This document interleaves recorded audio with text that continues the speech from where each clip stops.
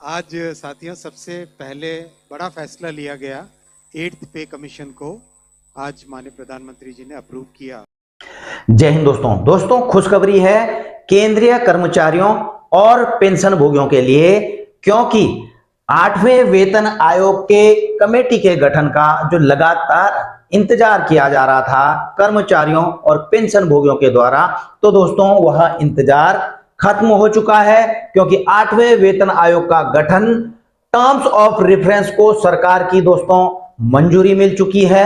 और अभी जैसे मैं अभी दिखाऊंगा आपको आगे वीडियो कि कैबिनेट मंत्री अश्विनी वैष्णव जी ने क्या क्या कहा है और ऑफिशियल प्रेस रिलीज सरकार की तरफ से जो 8वें वेतन आयोग को लेकर के किया गया है वह भी मैं बताऊंगा। इसमें सारी चीजें कवर हैं दोस्तों कि कब तक वो यह कमेटी रिपोर्ट देगी, इसमें जो है कौन चेयरपर्सन और चेयरपर्सन दोस्तों मैं आपको बता दूं कि सुप्रीम कोर्ट के पूर्व जज, जी हाँ दोस्तों महिला पूर्व जज हैं, पहली बार यह जो है 8वें वेतन आयोग के चेयरपर्सन के तौर पर नियुक्त किए गए हैं। किनको किया गया है वो आपको इसमें बता दूं। जैसा कि आपको पता है दोस्तों कि जनवरी में सरकार ने 8वें वेतन आयोग के गठन के लिए मंजूरी दे दी थी। अब लगातार इंतजार किया जा रहा था कर्मचारियों और पेंशन भोगियों का कि भैया जो समिति है कब गठित करेंगे। बार बार इस चीज को लेकर के सदन में भी सवाल पूछे गए, लेकिन सरकार की तरफ से जो जवाब आ रहे थे दोस्तों वहां पर यही जवाब आ रहे थे कि अभी अलग अलग जो डिपार्टमेंट्स हैं, जो संगठन हैं, उनसे टर्म्स ऑफ रेफरेंसेस मांगे गए हैं, अभी आ रहे हैं। तो इस प्रकार की बातें लगातार जो है सरकार जवाब दे रही थी, लेकिन अब फाइनली टर्म्स ऑफ रेफरेंसेस दोस्तों सरकार को पूरे मिल चुके थे और इसको कैबिनेट ने अप्रूव भी कर दिया है दोस्तों। आप इस चीज को कई अलग अलग न्यूज में भी देख सकते हैं, सोशल मीडिया में, ठीक है।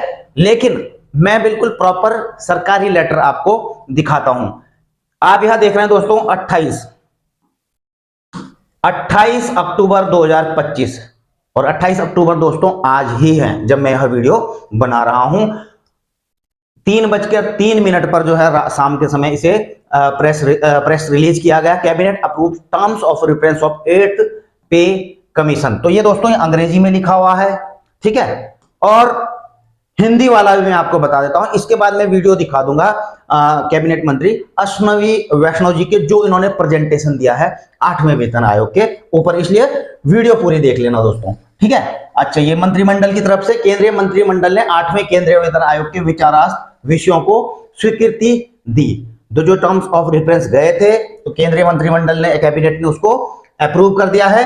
प्रधानमंत्री, अब इसमें लिखा गया प्रधानमंत्री श्री नरेंद्र मोदी की अध्यक्षता में केंद्रीय मंत्रिमंडल ने आज, और आप लगाए रहे थे, सभी कयास लगाया कि बिहार के चुनाव से पहले इसकी घोषणा हो सकती है, और वो दोस्तों वो हो भी गई, ठीक है ना।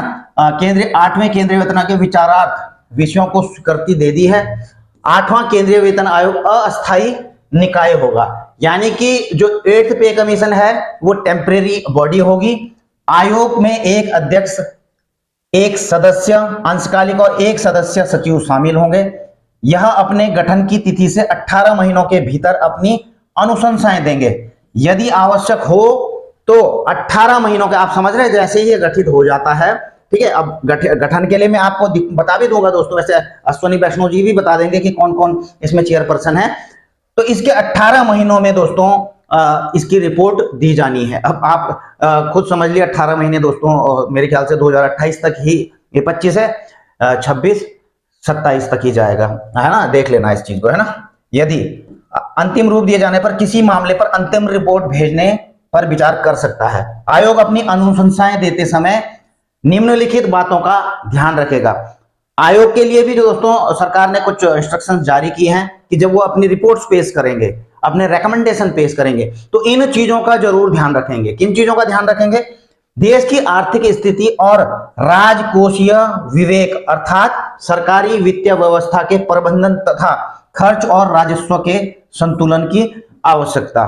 तो आपको पता ही है दोस्तों, पे कमीशन भी बैठेगा तो देश की राजकोष की स्थिति भी देखेगा, ठीक है ना, किस प्रकार कितना खर्च है, मतलब बैलेंस करके 8वें पे कमीशन के लिए रिकमेंडेशन दिया जाएगा, ताकि देश के ऊपर भी, देश की वित्तीय व्यवस्था पर भी इतना ज्यादा कहीं बोझ ना आ जाए कि उसको अफोर्ड करना भी मुश्किल हो जाए, या फिर जो है इतना कम भी नहीं होना चाहिए कि इससे जो है, जो अभी स्थिति चल रही है, आर्थिक स्थिति, या जैसे हमारा देश डेवलप कर रहा है लगातार, तो उससे भी कहीं कर्मचारी पेंशनभोगी पीछे ना रह जाएं।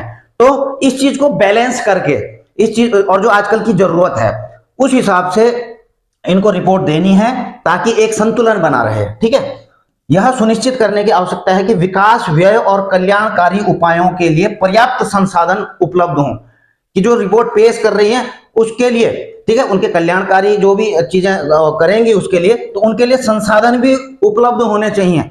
ऐसे नहीं कि कुछ हवा की ही बात चली गई, जो चीज होना ही बड़ा मुश्किल है उस चीज के लिए संसाधन ही नहीं है। तो कुल मिलाकर के जो प्रैक्टिकल चीजें हैं उन चीजों के, इन चीजों का ध्यान रखना पड़ेगा पे कमीशन को।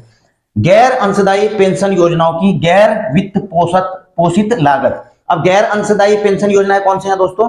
जो ओल्ड पेंशन स्कीम के अंतर्गत आते हैं, उसमें कोई कंट्रीब्यूशन नहीं देना पड़ता था उनको, बाकी बाद में 50% पेंशन मिलती है ओल्ड पेंशन स्कीम के तहत, की गैर वित्त पोषित लागत। तो इस चीज को भी ध्यान रखना है, ठीक है ना, इस चीज को भी ध्यान रखना है।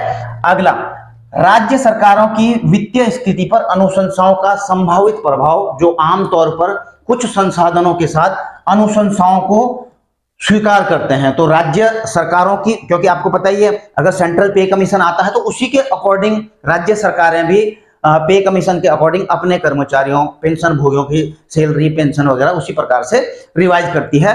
मतलब सेंटर के जो पे कमीशन है उसी को फॉलो इनकी तरफ से किया जाता है। तो उनके साथ भी कुछ डिस्कशन यह जो बैठेगा, बोर्ड समिति बैठेगी, तो राज्य सरकारों की वित्तीय स्थिति का भी ध्यान रखना पड़ेगा, ठीक है ना।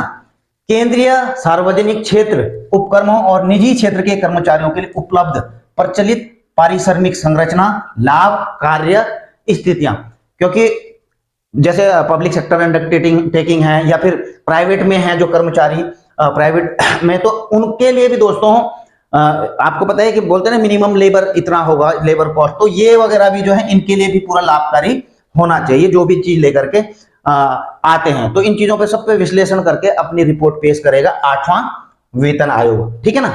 अब देखिए, अब इसमें ये तो खैर चलो ठीक है कि केंद्रीय पृष्ठभूमि बैकग्राउंड आप समझ सकते हैं कि गठन समय समय पर केंद्र सरकार के कर्मचारियों के पारिश्रमिक ढांचे, ठीक है ना, सेवानिवृत्ति लाभों और अन्य सेवा शर्तों से संबंधित विभिन्न मुद्दों पर विचार और उनमें आवश्यक बदलावों के संबंध में अनुशंसाएं देने के लिए किया जाता है, ठीक है ना। तो सैलरी हो गई, आपकी पेंशन हो गई, और जो अदर बेनिफिट्स हैं, ठीक है, तो ये सारी की सारी इसमें दिए जाएंगे, और यह प्रत्येक 10 वर्ष के अंतराल पर लागू होती है।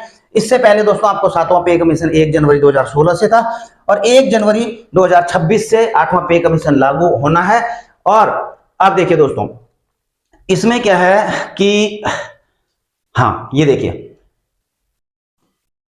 Union Cabinet on Tuesday approved the terms of reference of 8th pay commission, which will revise the salary of nearly 50 lakh central government employee. Former Supreme Court Judge Ranjana Prakash Desai will be heading the commission as chairperson. जी हाँ दोस्तों, रंजना प्रकाश देसाई जी हैं, farmer यानी कि पूर्व supreme court की जज हैं दोस्तों, महिला जज हैं। तो ये पे कमीशन को हेड करेंगी, चेयरपर्सन जो है दोस्तों इसकी वो रहेंगे। दोस्तों सुन लेते हैं अश्वनी वैष्णव जी ने जो प्रेजेंटेशन दिया है, तो इसके बाद दोस्तों आपको वीडियो अच्छा लगे तो लाइक शेयर कर देना, ठीक है। चैनल में नए हैं तो सब्सक्राइब जरूर कर लेना। अब सुन लीजिए आप अश्वनी वैष्णव जी की प्रेजेंटेशन। आज साथियों सबसे पहले बड़ा फैसला लिया गया 8th पे कमीशन को, आज माननीय प्रधानमंत्री जी ने अप्रूव किया। 8th पे कमीशन का कॉम्पोजिशन और उसमें क्या टर्म्स ऑफ रेफरेंस रहेंगे, कितना टाइम पीरियड रहेगा, वो सारा आज अप्रूवल हुआ। और ये बहुत बड़ा महत्वपूर्ण फैसला है। आपको पता है कि अभी हाल ही में जनवरी में ही इन प्रिंसिपल अप्रूवल हुआ था कि किस तरह से 8th पे कमीशन का फॉर्मेशन किया जाए, और इतने कम समय में 8 सेंट्रल पे कमीशन का गठन भी कर दिया गया। इसके लिए काफ़ी बड़ा कंसल्टेशन होता है, कई मंत्रालय जिनमें बड़ी संख्या में सरकारी कर्मचारी हैं सेंट्रल गवर्नमेंट के, डिफेंस हो गया, होम हो गया, रेलवे हो गया, और डीओपीटी के माध्यम से जो जॉइंट कंसल्टेटिव मैकेनिज्म है सभी यूनियंस का, सभी फेडरेशंस का उस जेसीएम के साथ भी डिटेल्ड कंसल्टेशन होता है। इन सब कंसल्टेशंस के बाद में ये टर्म्स ऑफ रेफरेंस फॉर्मेशन किया गया है। तो ये बहुत ही एक इम्पॉर्टेंट टाइमली एक्शन ले लिया गया है। और करीब 50 लाख सेंट्रल गवर्नमेंट के एम्प्लॉयज़ हैं। कई राज्य सरकारों के साथ भी इसमें कंसल्टेशन किया गया और करीब करीब सभी राज्य सरकारों ने इसमें सहयोग दिया है। 18 मंथ्स के अंदर ये रिपोर्ट आएगी इसकी 8th पे कमीशन की। जस्टिस रंजना प्रकाश देसाई को इसका चेयरपर्सन बनाया गया। आप सब जानते ही हैं जस्टिस देसाई को, हमारे प्रेस काउंसिल ऑफ इंडिया की चेयरपर्सन है और बहुत ही अच्छा उनका एक long history of public service है। So she will be heading the 8th pay commission. Professor Pulak Ghosh from Bangalore, I am, and Mr. Pankaj Jain, who is Secretary Petroleum and Natural Gas, he will be the members.